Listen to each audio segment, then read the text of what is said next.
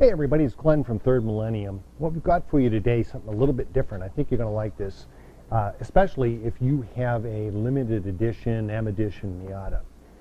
For those of you that don't know, between 90 and 97, a couple of years in there, Mazda released a limited production run of a special Miata. Miata was made special by a bunch of the accessories that were in it. And one of the things that was also different was the speaker setup. And what we're going to talk about today is specifically the way that the seat speakers are different and how to deal with those for replacement speakers. So what I'm going to do, I'm going to spend a little bit of time giving you some backstory on this. If it's the sort of thing you don't care about, I'm going to put a little annotation on the video up there so that you can jump ahead right to where we're getting the screwdrivers out and taking stuff apart. But for everybody else, I'm going to give you a little bit of a story about what's different on these and why Mazda did what it did. I think it was 93 they came out with the first limited edition. They had such good success for the first 3 years of the car, late 89, 90, 91, 92, that for the 93 model year, they came out with a limited edition. And what they did was, did a bunch of nice things, including leather seats. And one of the things they did is they did want to improve the sound quality. Now, the original door speakers, the original headrest speakers, not a terrific design. The headrest speakers, what Mazda did, they used basically some technology that they had deployed in the RX-7 convertibles for headrest audio to help with wind noise. And the way they did it was they created a little box, and different than it was in the RX-7. The RX-7 used a box that was a clamshell with two halves with a speaker in it. For the Miatas, they used a box, and then there was a speaker that was designed. This was a Panasonic solution in the original cars. And these bolted into the seats, gave you left and right headrest audio. The concept was good. The problem was the speakers that they used were not very good. They were basically a transistor radio speaker, which somewhat fits with the philosophy. A lot of Japanese audio, you'll notice even on the current generation cars, lots of emphasis on high end.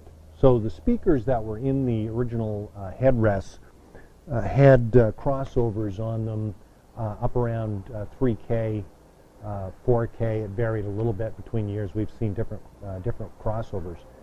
And their interest was basically having the headrest speakers work as tweeters. Now, acoustically, this is not a good idea, okay? You don't really want tweeters, particularly in a headrest arrangement where they're going to be about 3 inches from your head, because these are almost like headphones. What you really want is a full-range speaker or a mid-range speaker, and then your doors take care of the bass. So what they did in the original years, they had a full-range speaker in the doors. They had these very inexpensive, cheap headrest speakers, and in fact, I've got one here. I'll show you. This is actually one of the original speakers, just a tiny little magnet type of a thing. And again, crossover in this one is 3K. And they basically ran these as tweeters in the seats. Didn't sound very good. The feedback that they got from customers also was not very good. So for the limited edition, and by limited edition, Mazda meant like 1,000 cars. So there aren't a huge number of these, but they did this same sort of a setup on some other years. This seat is actually out of a 95 that had the R package. And then there was also the MSSS sound sensory package that had seat thumpers mounted into the seat, as well as these same headrest speakers. So if you have one of these cars, you got a rare Miata, okay? And it's been difficult to get replacement headrest speakers for these that are exact fit speakers, because when Mazda went to Pioneer, who made these speakers for this setup, Pioneer, because it was a limited edition, they did not create brand new speakers for this. They took something that they had on the shelf and they used those. Now, the door speakers, we're going to do a separate video about the door cards. And here's one here. I'll just set up. The door cards were different on these also because they had the full range speaker and a woofer down here, and they also had this tweeter mounted up in here. And we're going to talk about this arrangement on a separate video as well. But the headrest speakers were different, and because the headrest speakers were different, it's not just a simple replacement. So the other millions of Miatas that are out there use the plastic boxes and the rectangular speakers. Our Millennium 5s were designed for these boxes, and we actually make boxes. So if you have a Miata that never had headrest speakers but has the empty cavities in the seat, the rectangular cavities in the seats, our retrofit kit, which we have on our site, will give you everything you need to put that into the seat to get the headrest audio. Now, what we're going to show you today, though, is how you can actually get our retrofit kit into the limited edition or the special edition seats, or if you want to try to preserve the audio setup that's in there, we'll show you how you can do that as well. So kind of an interesting topic. We're going to get right to it. What I've got here behind me, I've got a standard seat, and then I've got the limited edition seat here. And what I want to do is I'm going to show you how they're similar and how you can put in the standard headrest boxes and speakers into one of these seats to get new audio from our Millennium 5s and a set of speaker boxes if you want to do that. So I'm going to take the camera, we're going to move it in, and we're going to start out by unzipping this headrest. And this is a seat I've never opened before. It's just one. We got a lot of seats around here, obviously, since we do a lot of headrest audio. This is one we've never opened before, so I'm going to get into it with you. You're going to see it exactly as it would be in a sort of an unmolested form, and we'll show you how to get the thing taken apart and how to deal with the speakers. So I'm going to go ahead and move the camera right now. Okay, so I've already unzipped the cover here. If you haven't done this before, one of our other videos goes over it. The zipper arrangement is the same on these limited edition seats as well as the regular seats. There's just a zipper tab, needle nose plier, reach in, lift it up, and unzip it apart. And you can then pull the cover back to expose the speaker arrangement. Now, note that if you've got these leather seats, they actually perforated the leather for the sound to come through.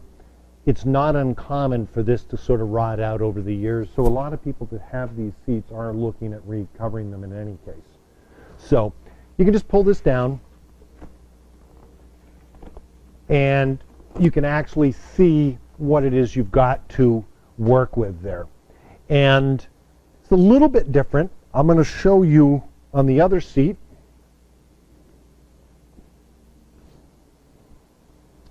How that one looks different.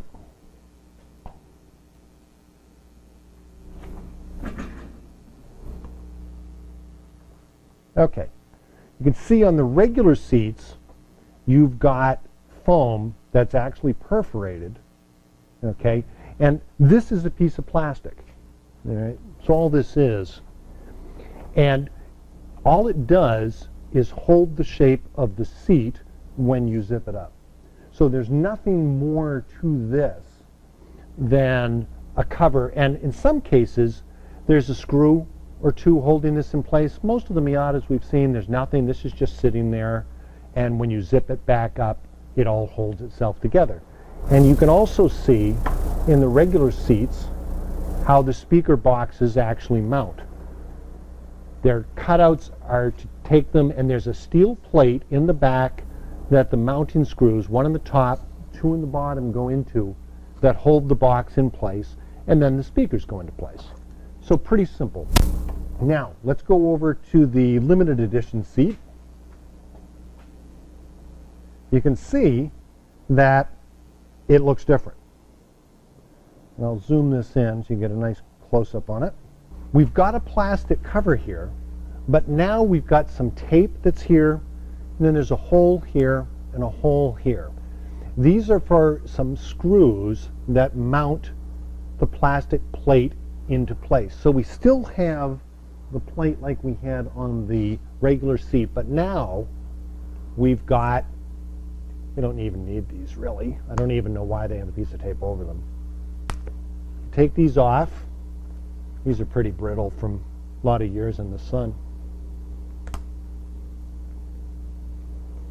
Okay, and I'm going to get a large Phillips screwdriver, just a number 2 head Phillips screwdriver, and if you reach back into those,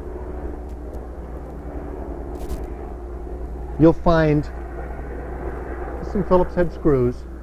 You want to go ahead and remove those 1, 2, 3, 4, and I'll speed the video up while we do this.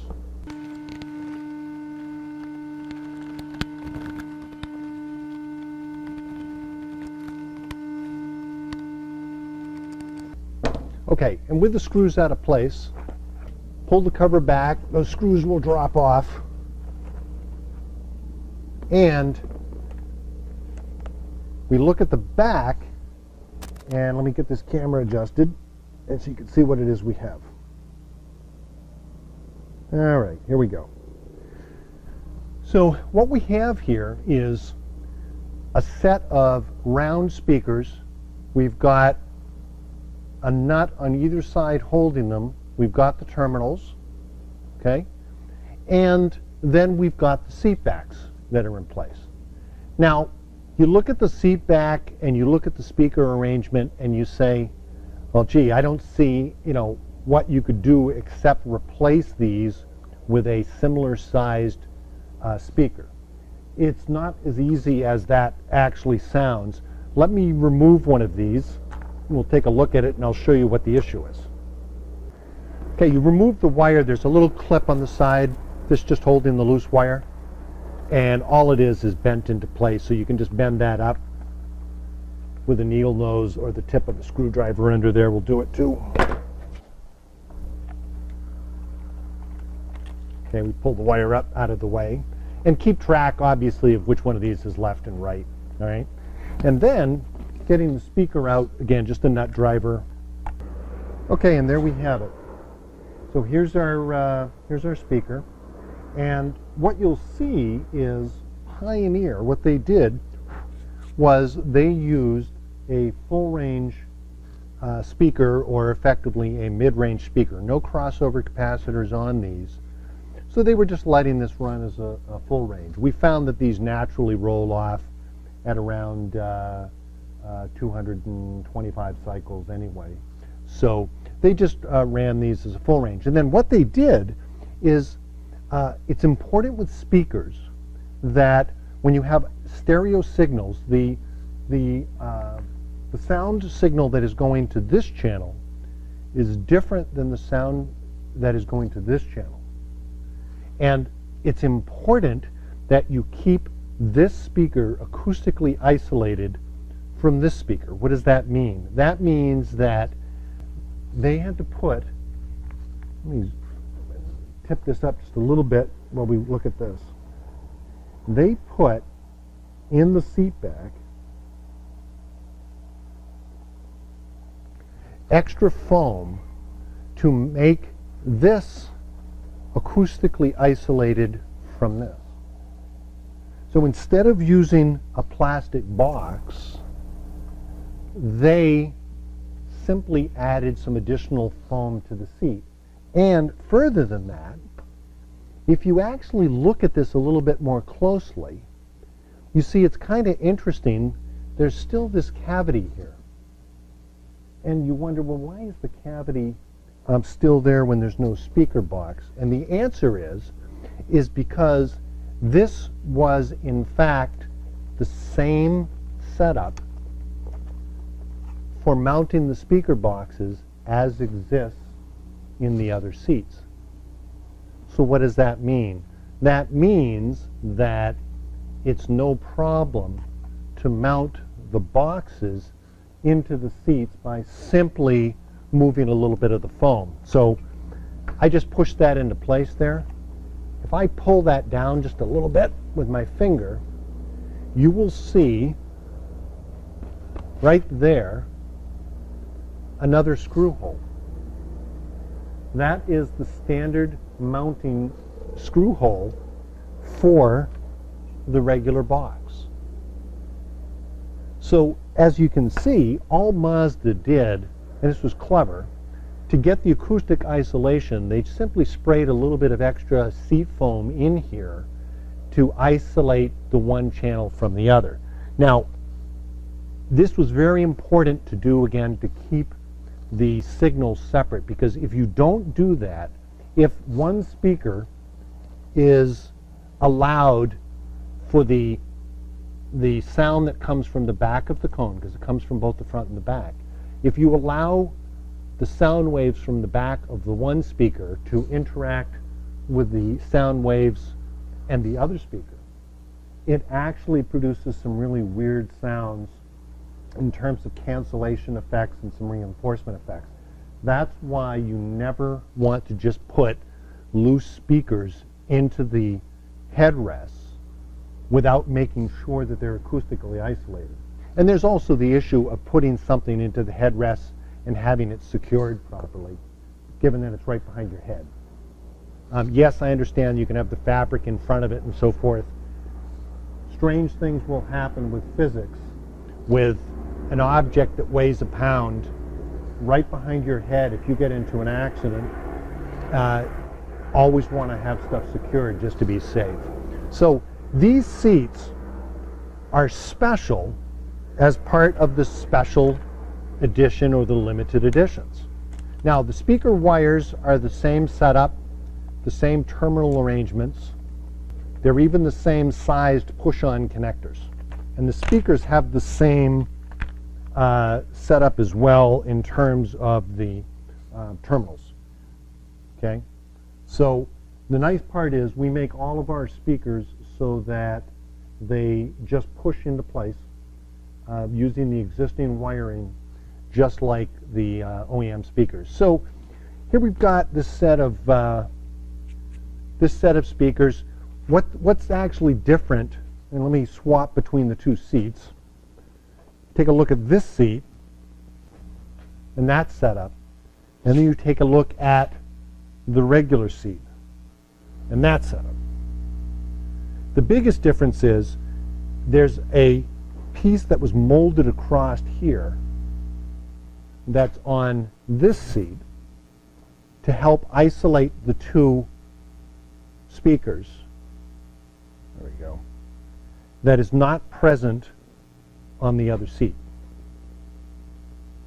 This is why simply stuffing some loose speakers into this seat doesn't really work that well. You do get some cancellation effects because they're not sealing well to the front, and they're also not sealing acoustically through the back. You've actually got a channel for audio that just runs right between the two speakers. So if you were just to take this guy and just stuff it in there like that, you've got this space. You also don't want to have any room from the front of the speaker to the back of the speaker, because you get cancellation front to back, as well as what you can get side to side.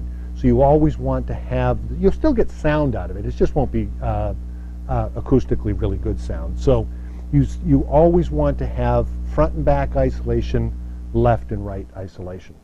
That's why putting boxes into the seats is really the right way to do this, unless you're going to do this whole thing like they did here with the molding, and they reworked the plastic covers. That's the other thing you need to understand. This is not the same cover. It's close, but it's not the same cover that's in the regular seat. What's different is they've actually put a ring here to seal the front of the speaker. They've got some bossing here to meet up with the foam to isolate left-right, and then they made these long posts to actually pick up the original mounting holes that are in the seats. So good news is that you've got a couple of ways to proceed for your audio. Okay, so what actually can you do here in terms of getting your headrest audio straightened out? Well, we have never seen a perfect replacement for this Pioneer speaker. Again, this was almost certainly something that Pioneer just had. They adapted it to work. The principle is great. In fact, it's exactly what we do with the Millennium 5s. The Millennium 5s are effectively a mid-range speaker from 200 cycles on up. That wide frequency response, instead of a tweeter, is what gives you really nice, warm sort of a sound, good vocals, good instruments. You're relying on your bass coming from the door speakers, and these are going to take care of the critical sounds that you're going to get, although you always want the doors primary. Those are going to be a little bit louder than what you're getting out of the headrest. So Pioneer was smart. And of course, Pioneer can, they certainly know audio. They can build anything they want. What they did, the door speakers, I'll get into this in a separate video, but the woofers were 2-ohm woofers, poly surrounds, large excursion, lot of bass. That's exactly what our M800s and our M8 and our M600 door speakers are. Then they went ahead and they put a full range / mid-range into the headrests. And then in the door sills, they went ahead and put those tweeters that I showed you in the door card earlier. Those tweeters cross over at an extremely high frequency. I think they're 18,000 hertz for the crossover. There's almost no music or audio content that's really at 18K. I think some of that was done for marketing because it was an extra speaker. Some cars today are crazy. They'll have 22, 24, 26 speaker sound systems. That's under the philosophy that more speakers must be better. Actually, that's not the case. And in fact, having all of the sound come from a single point source gives better stereo imaging. But that's another discussion. But you can get a full range speaker that you could do as a replacement. What you've got to work on is making sure that it lines up with this ridge that's here, okay? And then that it's not, you can't have this actually pressing against the cone or the surround, or it's going to be dampening the action of the speaker, and you don't want to do that. So you want to come up with, and it's not quite 3.5 inches. This is obviously a metric size type of a thing. So you're going to be somewhere in between there. You do not want to get a two-way speaker. Now you'll see a lot of 3.5 inch two-way speakers that are available at stereo shops and so forth. It's attractive for a lot of people to do that under the theory that, well, this is great. It's with the two speakers, a woofer and a tweeter in there, I'm going to cover a wider range of audio. That's a valid point. However, in seats, and particularly mounted a couple of inches from your head, you really don't want a tweeter. It's not necessary, and that gives a very shrill, harsh sort of a sound. That's the reason why Pioneer put in a full-range speaker. It's why on the regular speakers that Mazda created, they're a full-range speaker as well. That's why our Millennium 5s are a full-range speaker. Is there acoustically, I get this question sometimes, is there acoustically any difference in terms of this speaker and this speaker? Well, obviously there's acoustic differences based upon the way they're constructed and the electrical characteristics of the speaker. is this one going to give you more bass than our Millennium 5s? And the answer is no. The cone area, if you actually measured the number of square inches or square centimeters that you have, it's roughly the same for this speaker and for our Millennium 5s. So the ability to push air and so forth is going to be about the same. What is different is going to be how much air and how much excursion the cones can have in the speakers versus one construction style. So for example, the surrounds on these are treated cloth. The surrounds on the Millennium 5s are butyl rubber. The reason we went with butyl rubber is it allows the cone to move much further. That's the secret to moving more air and producing low frequency sounds. Paper cone, this is a polymer impregnated paper cone. So there really isn't a difference in terms of one being better than another. If it's properly designed speaker, the shape doesn't make any difference. It's just simply, again, how it's deployed. So could you find some of these somewhere? Yeah, you probably could. Look for mid-ranges. Go to a place like Miata Sound Audio, who supplies a whole range of raw speakers, and see what you can find for 2.5, 3-inch, 3-inch speakers that you might be able to adapt into this operation. It's going to still require some work. You're going to almost certainly need to take this plastic, cut and remove these stand-ups that would be getting in the way, and you're going to need to put new mounting screws in for holding the speaker in place. You'll never be lucky enough, or probably not lucky enough, I can't say never, to get these to exactly line up with some new speakers that you have. It's probably not going to happen. So what you'll do is you'll actually drill new holes through the front to mount your speaker, and you'll want it flush to the front, and you want to vacuum out all of this old foam here as well, just to clean that junk out of here so you've got a nice clear path for your audio. And then you can go ahead, reassemble, and you should be fine for reusing these. I would put in, if it were me doing it, I'd put in a crossover capacitor just to help with power handling capacity. You don't want too much power and to overdrive these speakers. Whatever you're going to get that's this size is going to be able to handle 10, 15 watts. These Pioneers were, they're RMS rated at 14 max. And interestingly, they were 8 ohm speakers, which is because the doors were 2 ohm speakers because they're connected in parallel to the amp that presented a safe load. So I'd put in a crossover capacitor to do a 6 dB per octave crossover somewhere around 200, 250 cycles. And that would help protect your headrest speakers. Our Millennium 5s, those are already built in. Okay, so that's your one option. All right.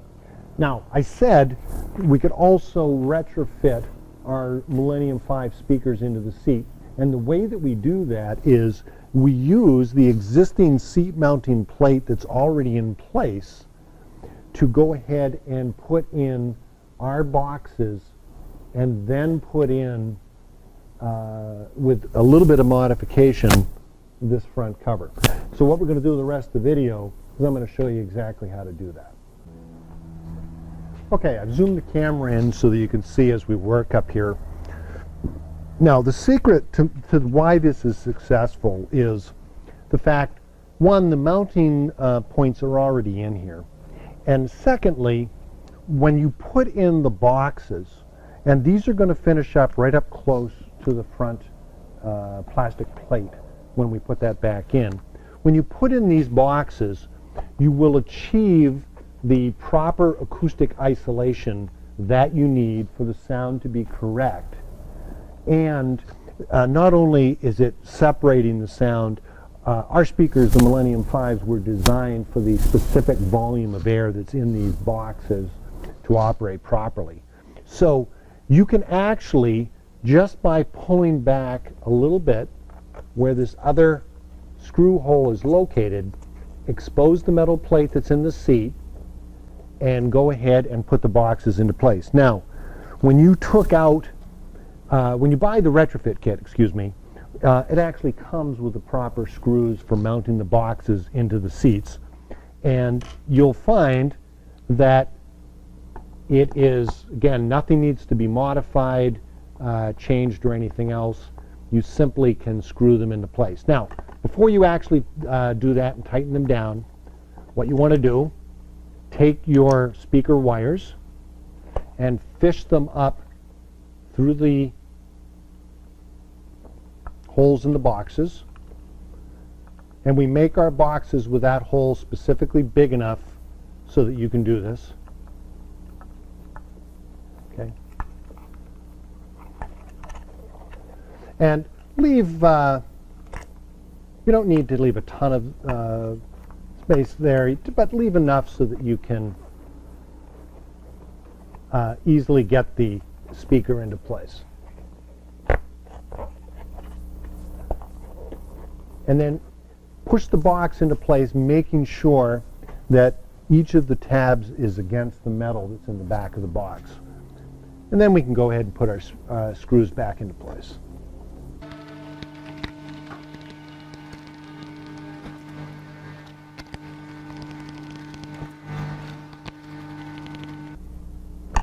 Okay, box is mounted, and at this point you can either put the other box in or go ahead and attach the speakers.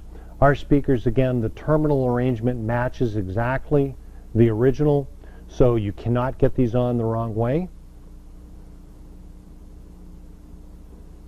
Just push them on and hold onto the back of the terminal thing a little bit, just so you don't put too much force on it as you press them on.